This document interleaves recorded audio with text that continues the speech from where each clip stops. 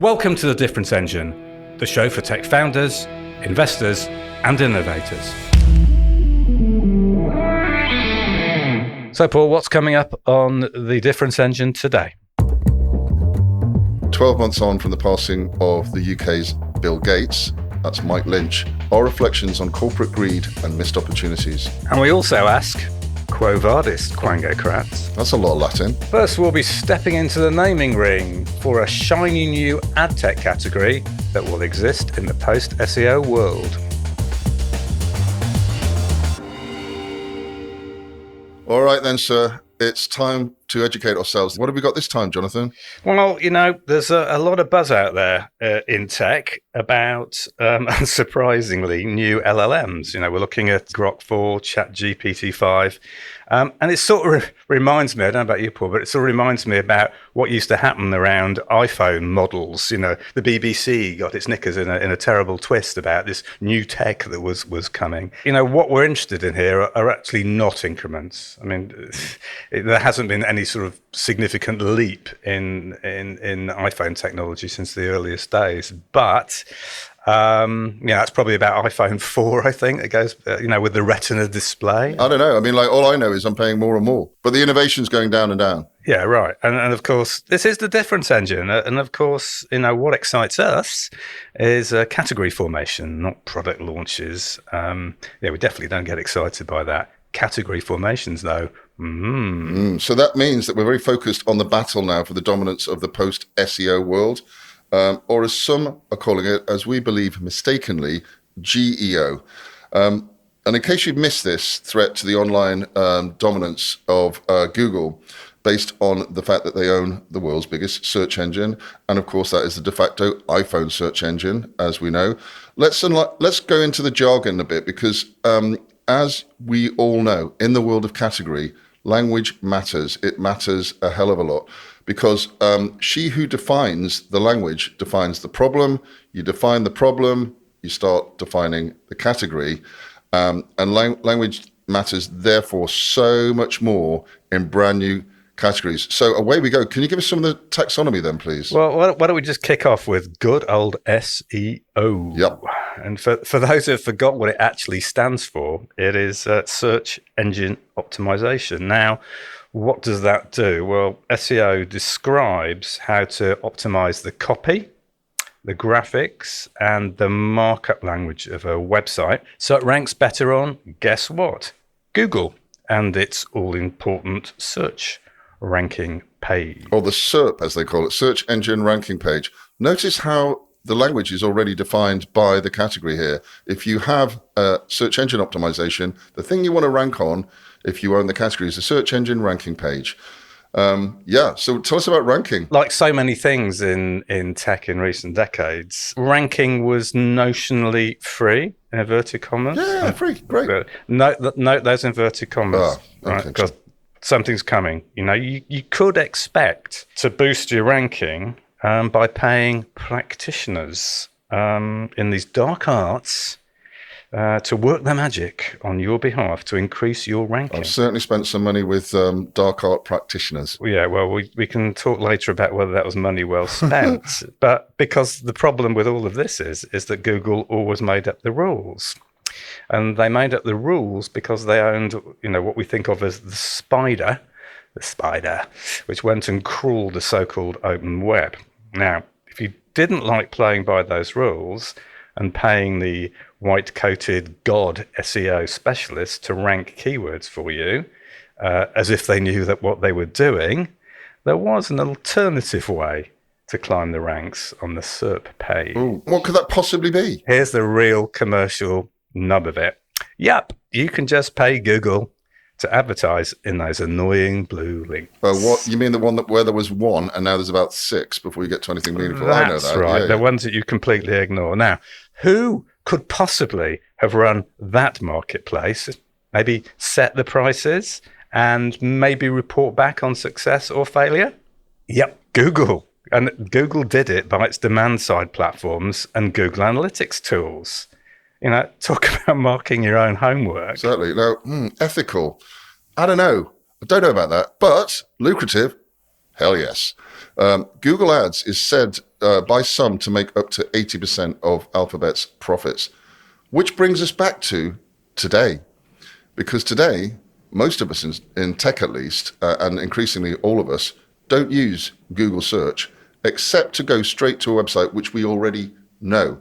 And so if I've got an existing relationship with a supplier, I might type that in, I might talk that in, and it takes me straight there. But all of this intent to buy stuff, not so sure. Hopefully, if you haven't been asleep for the last few weeks, let alone months, anybody in their right mind now, to actually do proper early searches and to learn more quickly, which is vitally important as technology moves us to faster and faster economic cycles. We're just going straight to our local chatbots in Microsoft, which is actually, I think, OpenAI. I think so, yeah. Yeah, Perplexity, yeah, Cohere, perhaps. Rufus, Woof! woof, woof, woof. We happen to be Amazon Shopping, or Gould, help us, using a voice interface like the dreaded Siri. Oh, and to be fair, I've got to be fair here.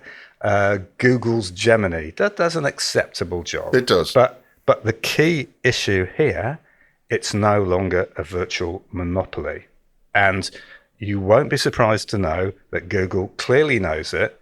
And despite still rising ad sales in the last quarter, an AI arms race for what we used to think of as search is definitely on. Absolutely. I smell a new paradigm, and new paradigms build new categories and subcategories, which will likely dominate our lives in tech and possibly, just possibly, everyone else's lives going forward. And that new category broadly is AI overview consumption. Now, that's the sort of category fight we like. We do. Yeah, and it's a language fight. And as in any new category, the number one or number two, the category leaders will emerge, maybe quicker in this than others. And the rest, according to our good friends at Play Bigger, congrats, by the way, Chris and Al, on the new book, The Emerging Market Trap. Well done, guys. Great read. And according to Play Bigger and Harvard Business School, the rest will fight for the remaining 20% or so of the profits, the scraps, if you will. Now, given what we're told about the size of the AI market, and got a few stats for you here, so get ready with your pens and papers, that's still a big prize. But to the victor go the spoils, including naming rights. You can think of the Gulf of Mexico/America, the English Channel, La Manche, British Columbia, and Quebec. And we could go on and on and on. So naming might seem, like just a little addition, a bit of marketing, but actually it's critical to the category definition. And according to some, the market here is growing from 10 to 15 billion this year up to as much as $65 billion annually by 2030. And I've seen estimates way above that. So this name is very, very important. So this is serious stuff, right? Serious stuff. Pay attention. So our big question is, what is the name for this post-SEO category? What is it that describes the market movement where customers search for information not via conventional browsers, but through AI chatbots or voice interfaces? Now, we think there are two current candidates. So the first one is GEO, a Golf Echo Oscar, Generative Engine Optimization, which is defined as the practice of optimizing digital content to be cited by AI-powered search engines and generative models. We tried to find out who first coined this, but as usual, success has many fathers and failures an orphan, so no one's put their hand up at this time. Yeah, what's our verdict? What do you think, Geo? Having thought about it, our view would be that this is frankly overly techy. It's a sort of compound of generative AI and SEO. And I think, it is too close to other meaning of geo to stick. We've tried hard on this one. We've really, really tried. It's not it, it's us. We just don't love it. Don't love it. No. Now, we could be proved wrong. Let's see, because the second candidate currently, and others may emerge, right? The second is AIO. Right. Which stands for Artificial Intelligence Optimization, which is defined as the process of crafting and optimizing digital content for AI-powered ecosystems. Again, there's no clear owner, which tells us this is a classic category naming war. What's your thoughts? Apart from the fact that it could actually sound a bit like a jingle for a northern-based electrical appliance retailer. Nobody outside the UK will recognise that. Okay, but please, if you're listening to this in the UK, do enjoy that. Yes, but that AIO Let's Go, which is what you're referring to, is based off Well, of that's the Ramones. Ramones. Exactly. And one of the best gigs I ever went to. Right, back to AIO. If we're trying to be objective about this, it just sounds fresher. It's definitely wider in its context, which we like, because, we love a big town. It's about the ecosystem, and it more closely resembles the experience. I think we like to think about how people will talk about this in future. I don't think anybody's going to go, hey, I found the answer with a generative engine. They're much more likely to say, I used AI to do it. Right. In the same way as they now say generically, oh, I Googled it. So for that reason, we currently much prefer AIO than GEO, but we're loving the fight. Yeah, of course, this is early days now. And there's definitely subcategories to build on these, what are going to be Uber categories. But, we know a good category dust off when we see one. Do not expect Google or any of the incumbents to sit on the sidelines here. There's way too much at stake to let anybody else define the game on the field, as our friends across the pond would. Think there are too many lookalike tech companies chasing the same markets? We do. We think it's because so few tech startups are able to build and lead their own categories. What matters most is to be different. Stop following and start building your own unassailable leadership position today. Working with the category design gurus at Categorical brings decades of differentiation expertise to your team. Book a consultation from our website today, and we will send you our one-pager detailing how to start designing your own highly differentiated category. So what do we want to pass at this moment? Yeah, pass the popcorn. Pass that popcorn and settle down for some great category creation filmscapes.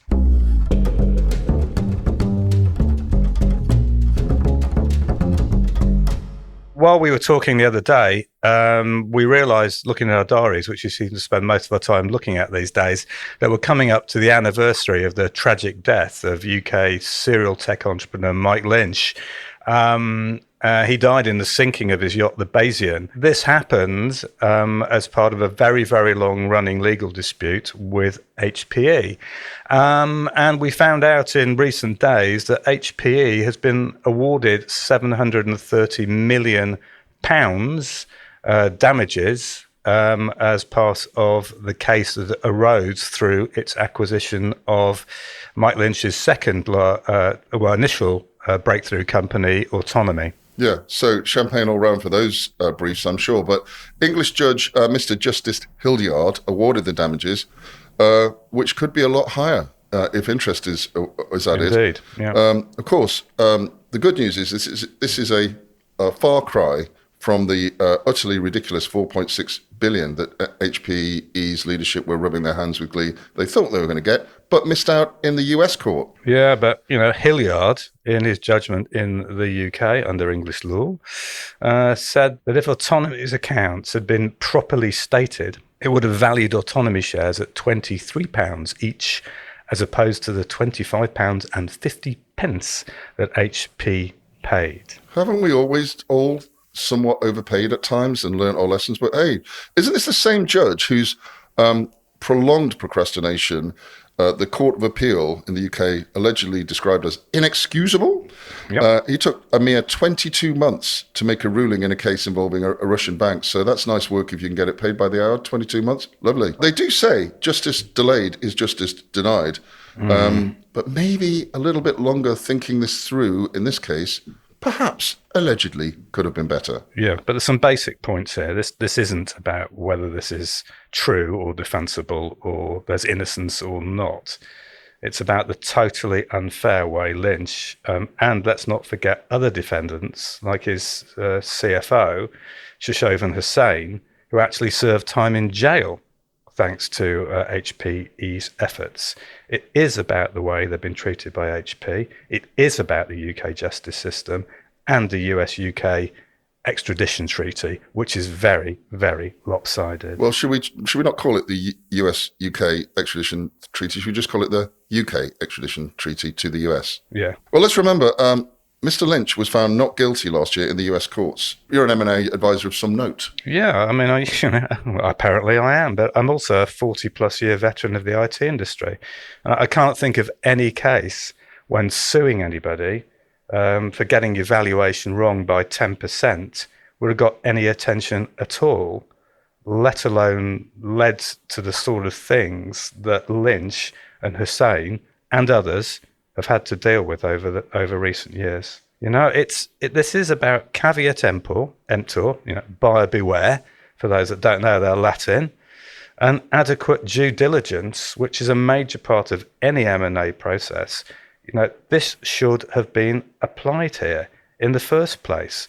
And any company with a backbone would consider this normal commercial risk. Yeah, and back to the Hilliard judgment, this £730 million award against Mike's estate is estimated to make the family go bankrupt. Yeah, because we think his estate has been estimated to be a little less than 500 million. So, basically we can do the maths on that. So great. So what happens then? Well, this is so distastefully venal that HP might even go after Mike's wife, Angela Baccaris, and her assets. On a personal note, I think some of Mike's friends really need to look at themselves, and I use the word friends loosely.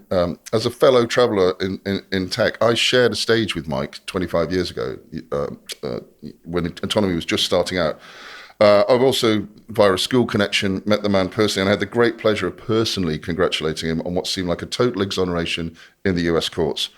But some of the folks that were writing about this, I'm looking specifically at wise, should we call them wise tech analysts? I think they need to have a little look at themselves. Not claiming any personal relationship or insights here, but just looking at the coverage Mike received. With friends like that, who needs anybody else? Just as a personal view, I thought some of that was less than supportive at the time.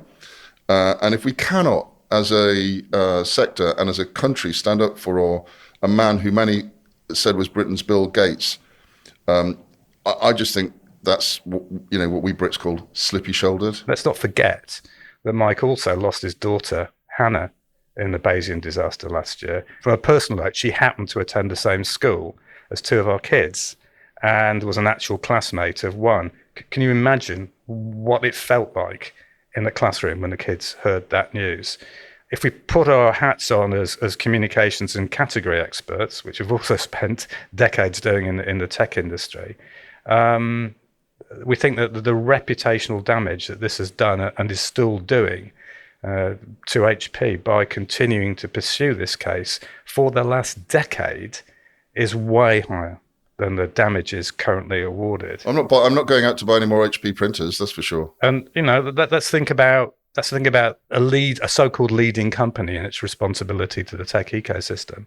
This has a considerable ability to cause entrepreneurs and investors, British or otherwise, to be very careful if you're selling to a large US corporate. Absolutely. So, I mean, and the thing here is about Mike is, he was a Brit.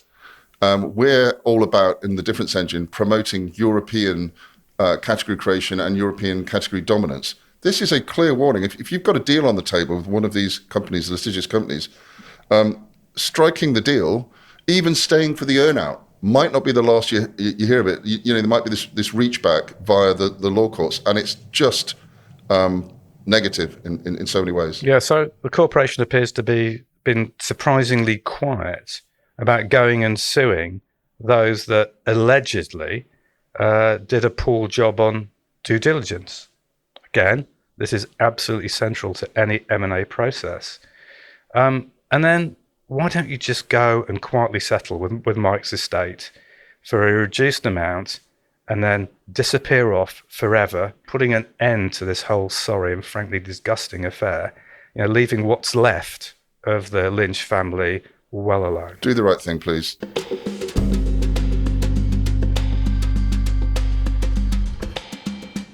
So as we know in tech, timing is everything.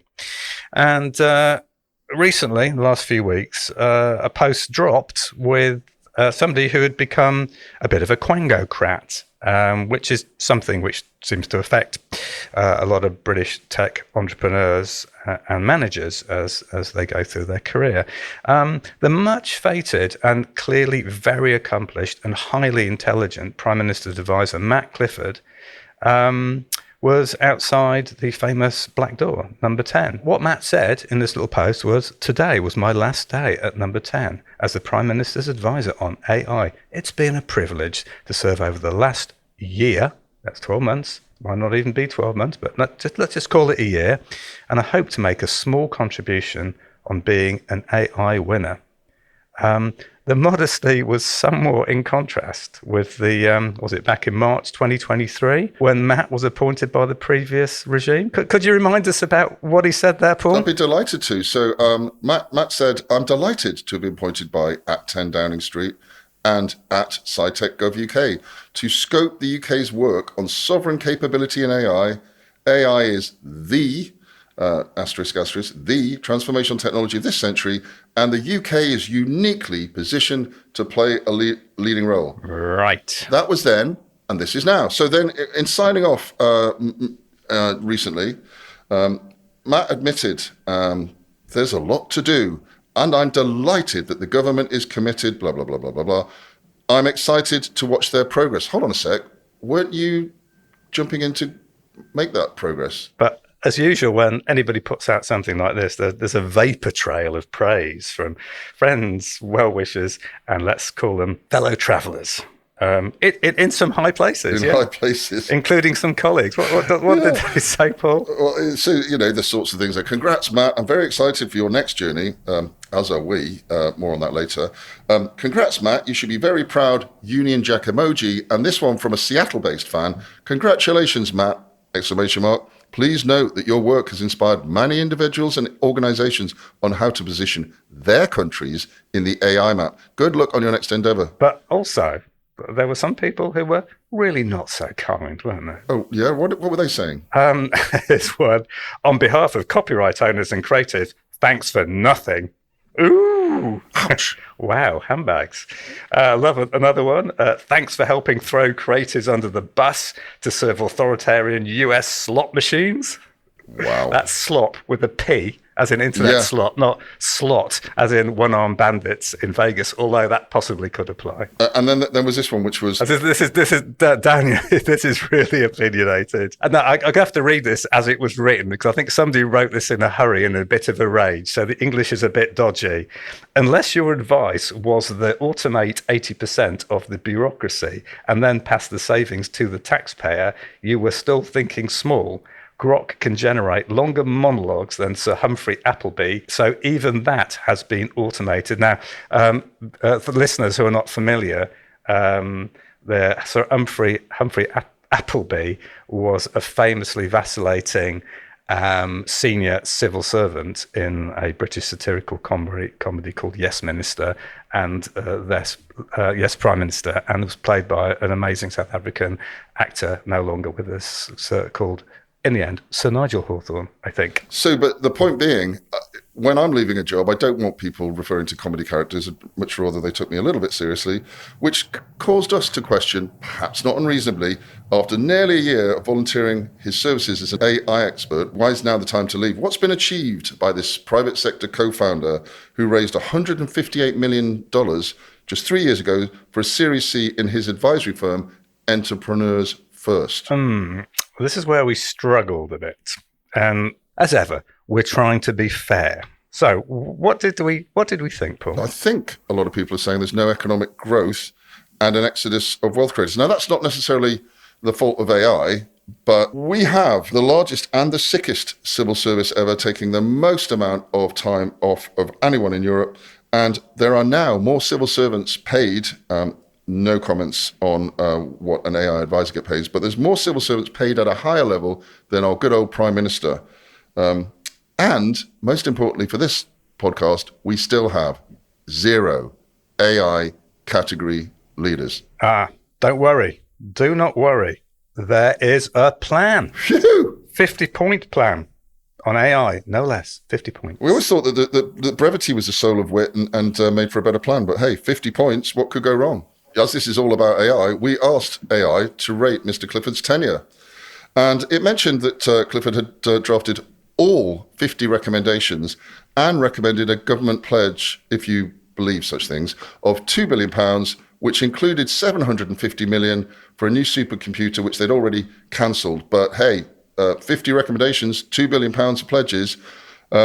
Can you actually buy much of a supercomputer with 750 million? Well, yeah, maybe a British Leyland one, but for UK listeners, you would not be surprised that we'd think a British Leyland supercomputer would be sleeping on the night shift. It also, allegedly, a note, in fairness again, AI can hallucinate, but I quote, "No primary legislation was enacted solely as a result of Clifford's plan. However, the plan has driven regulatory debates and paved the way for future laws."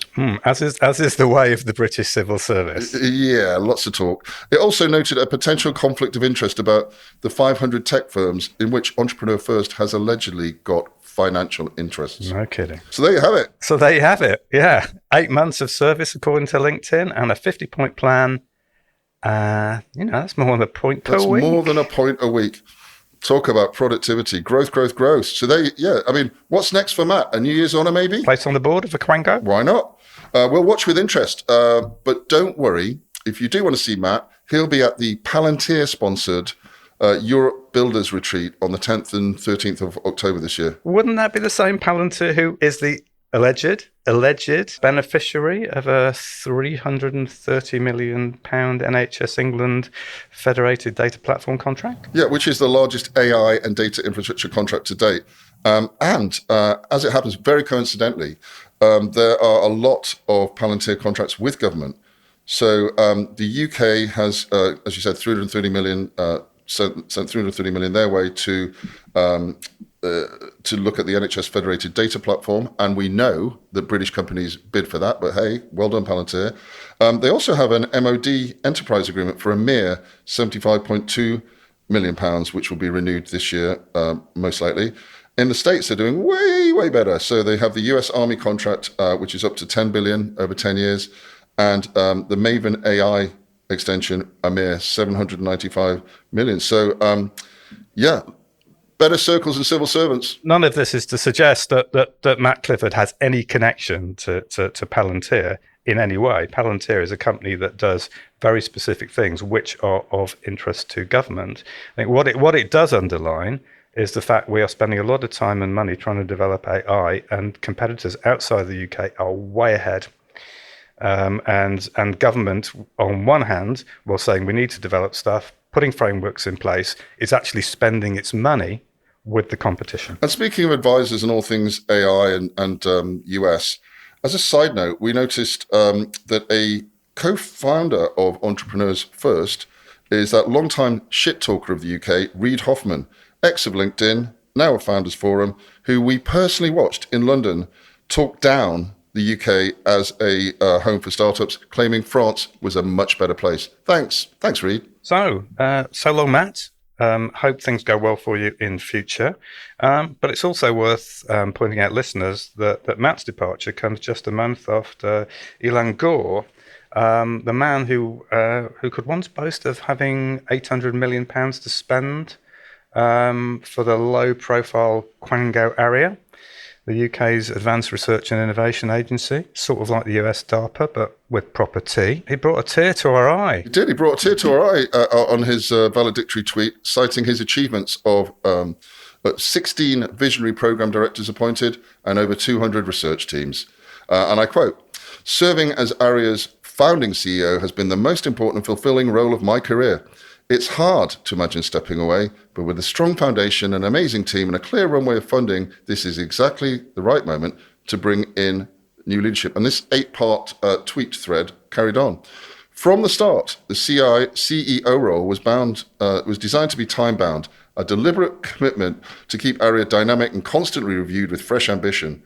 We're approaching a natural inflection point, and it's the right time to make this transition with intent. Is he protesting too much? We thought this is an odd way to announce that you're leaving a gig. But hey, this is the Quangocracy. This time, the comments, thanks to a PR disaster about a swacky plan to prevent the UK warming with cloud seeding, are not so kind. Yes, don't know what was going on with that cloud seeding idea, but here is one of the responses. AIO has received £1 billion from the taxpayers to spend over the next 4 years to dim the sun in the UK. We have acres of solar panels which are there to catch the sun's rays, not for our skies to be covered in cloud. No wonder you are leaving the company. Ooh, that wasn't the only one, was it? A once-in-a-lifetime opportunity to engage in the most insane and potentially destructive experiment in the world. Sun dimming! ! Who wants to be the one responsible for the, all caps, massive public backlash these experiments are set to bring? Well, we know it won't be Ilan because he's on his way to pastures news. So we both done a bit of public service, you and I. Mine was very brief and it is a thankless task in many ways. However, you've got to give it a go, right? Would you go back? Not so fast. Not so fast. That ladder may have been pulled up. Things move fast in government and Quangos when it comes to career climbing. That link Elam posted on the Odgers recruitment site for his replacement had disappeared where we looked to go and check it. Hat in the ring, nose in the trough, whatever you want to say. Yeah, but it had disappeared, which means maybe the replacement is in the wings. Yeah, but, we seriously, it is what it is. And we wish both gentlemen well, and undoubtedly they are talented guys and they will find great new homes for their talents. Absolutely. After all, Mr. Musk has just left the US government, hasn't he? Yeah. But he went back to the companies he founded because they needed him and he fell out with the POTUS. Not that we know we have any inside track on what's going on elsewhere. Are these summer recession times, also known as the UK silly season departures, mere coincidence, or could some allege that these are rats leaving a sinking ship with a lot of taxpayers' money earned and plenty of Her Majesty's government connections to last them out for the rest of their years? Yeah, play nice, Paul, play nice. Isn't really the lesson here that governments and Quangos really can't do innovation and should leave it to those that have to innovate or die in the private sector?